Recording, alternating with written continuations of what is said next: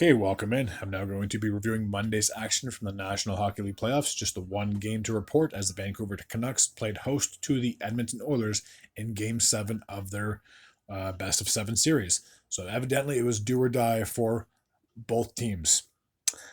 There was no scoring in the first. We have to jump ahead to the second period where Cody Ceci would kick things off, getting a second goal in the playoffs from Kulak and Dylan Holloway. Just a minute and 60 seconds of the middle frame. Zach Hyman would get his 11th goal of the playoffs from Bouchard and Nugent Hopkins. 5 minutes and 50 seconds of the second period, increasing the lead to 2-0. Ryan Nugent Hopkins would increase the lead to 3-0, getting his fourth goal of the playoffs from Bouchard and Draisaitl. And that was a power play goal with 4 minutes and 38 seconds remaining. So heading into the third period, the Oilers had a 3-0 lead. In the third, Connor Garland would finally get the Canucks on the board, getting his third goal of the playoffs with 8 minutes and 33 seconds to go. Philip Hronek would get his first goal of the playoffs, cutting the deficit to 3-2, assist by Hughes and Lindholm, and that goal happened with 4 minutes and 36 seconds remaining. But for the Canucks, unfortunately, they were not able to mount a comeback, so the Oilers not only win this game, but they have advanced to the Western Conference Final for the second time in 3 years.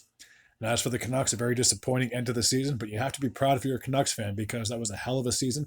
I didn't even predict the Canucks to make the playoffs, and I guarantee a lot of NHL experts or analysis didn't do it either. So good for you to prove all of us wrong.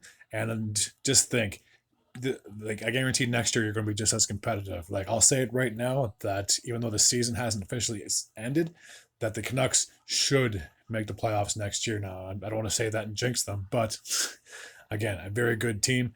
And if they can re-sign a few free agents this offseason, then or we re-sign a few players this offseason, then I'm sure they'll be doing just fine. Obviously, the big thing for the Canucks was Demko being gone for pretty much the entire playoffs. He only played game 1, I think, of Nashville, and then was out the rest of that series and out for the rest of this series. So I'll just say this: had Demko been healthy, this series could have gone a completely different route. Alrighty, there's no point in me rambling on. I will have a recap of all the teams from this past season.